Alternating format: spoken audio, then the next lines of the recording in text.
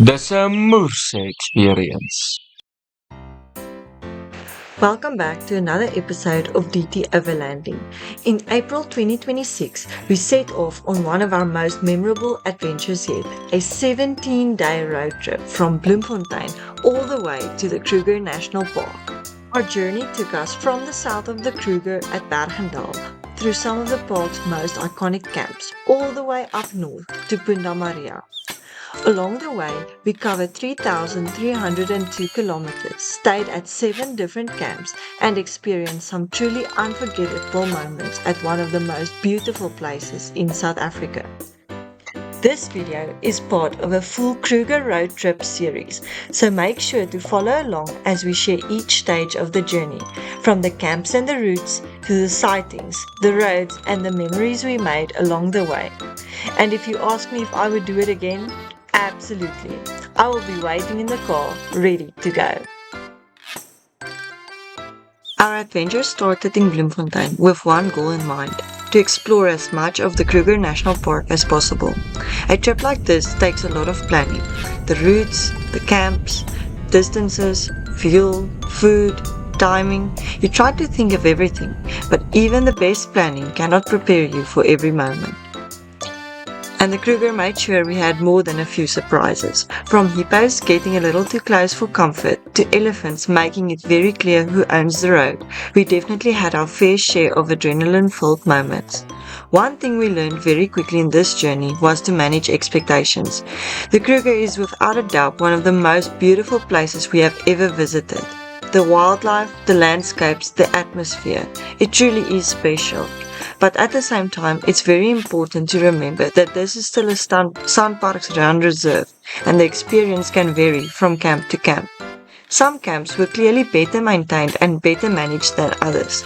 I can only speak from our own experience, but it was quite clear that the people on the ground make a huge difference to how each area is looked after. One of the biggest disappointments for us was the number of road closures. Coming from the Free State, we honestly had no idea how much flood damage there had been in certain parts of the park. That being said, I really have to take my hat off to the teams working inside the Kruger. Every day, we could see work being done to get the roads back to normal. We only found out after our trip that there's a Facebook group called SANParks Kruger National Park. They regularly share updates on road closure information on the featured tab. I've linked the group in the description, so definitely check it out before your next trip. It might save you a few detours. During our trip, we recorded an incredible 223 different species. To keep track of everything, we used the Kruger Explorer app. And honestly, if you love the Kruger as much as we do, this is one app I would definitely recommend. It is available from your phone's app store, and for a once-off purchase of around 250 Rand, it is packed with useful features. You can log all the species that you spot, use the offline park maps, explore suggested routes, and learn more about the animals, birds, reptiles, and other wildlife you may come across. What we really enjoyed is that it does not just help you tick off sightings, it also gives you great information, practical tips, and even suggestions on where certain animals are more likely to be seen.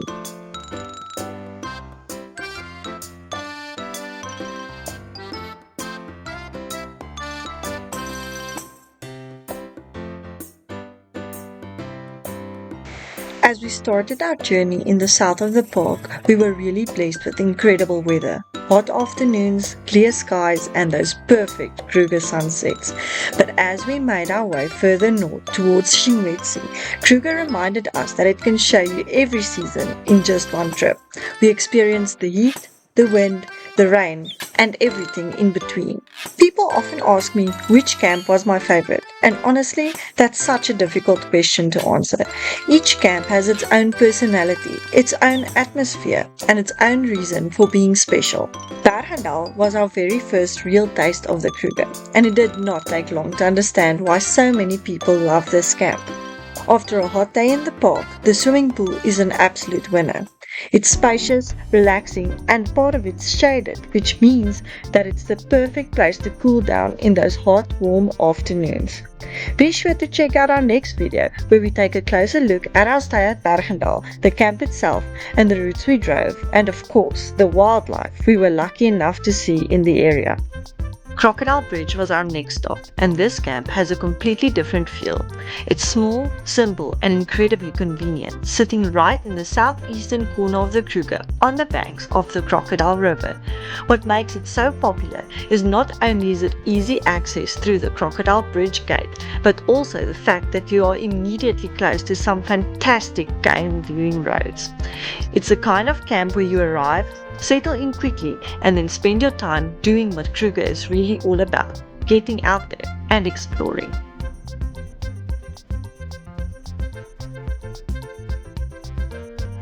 Lower Sabie is one of those camps that capture the magic of Kruger almost instantly. Set on the banks of the Sabie River, it is famous for that incredible view over the water where you can sit back and watch the bush unfold right in front of you. The restaurant overlooking the river is the perfect place to enjoy a delicious meal while taking in the natural beauty and the wildlife that makes the Kruger so special. The roads around the camp are also known for incredible sightings, and with the Mlonzini picnic site just a short drive away, this area quickly became one of the highlights of our trip. It was also here that we were reminded that in the Kruger, nature is not only out there in the distance. Sometimes it's right next to you.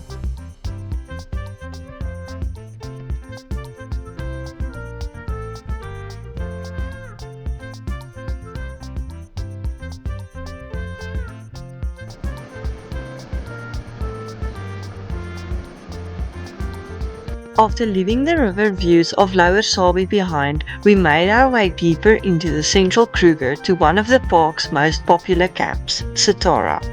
Satara has a completely different feel, with open plains, golden grasslands, and that classic big sky Kruger atmosphere.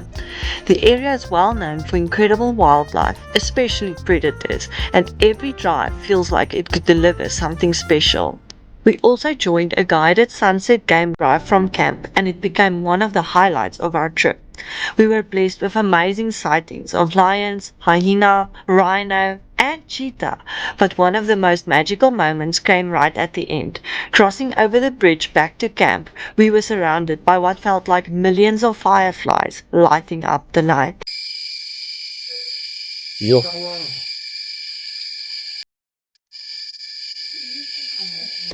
Satara is popular for a reason.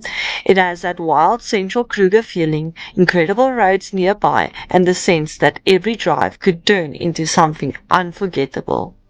From Satara, our journey took us all the way to the northern parts of the Kruger, with stops at Tsendze, Shingwedzi, and Punda Maria. The north has a completely different feeling. It is quieter, more remote, and somehow feels even wilder.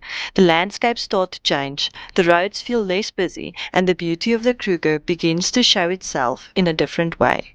At Tsendze, we experienced one of the most peaceful camps of our trip. It has that true bush camp feeling where the sounds of nature take over and you feel completely surrounded by the wild. One of the special moments was when Roger and Elena showed us the tiny scops owls inside the camp. This is a reminder that sometimes the best sightings are not just on the road, but right here where you are staying. At Shingwedzi, we experienced a slower, more peaceful rhythm, beautiful river views, towering trees, and that unmistakable northern Kruger atmosphere. And almost as if the bush wanted to make our arrival extra special, we were greeted with an unforgettable sighting, a pregnant lioness right near the entrance of the gate.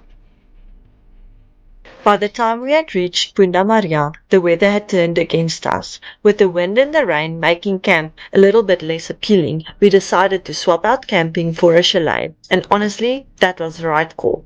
We may not have been lucky with wildlife sightings in the north, but what this part of the Kruger gave us was something different.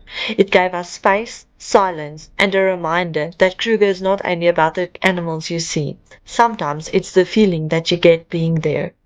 The north of the Kruger was wild, peaceful, and absolutely magnificent. And even without the big sightings, it became a part of the trip that we will never forget. If you enjoyed this journey with us, please hit the like button, subscribe to DT Overlanding, and join us in our next video as we head back to where our Kruger adventure started at Berg-en-Dal.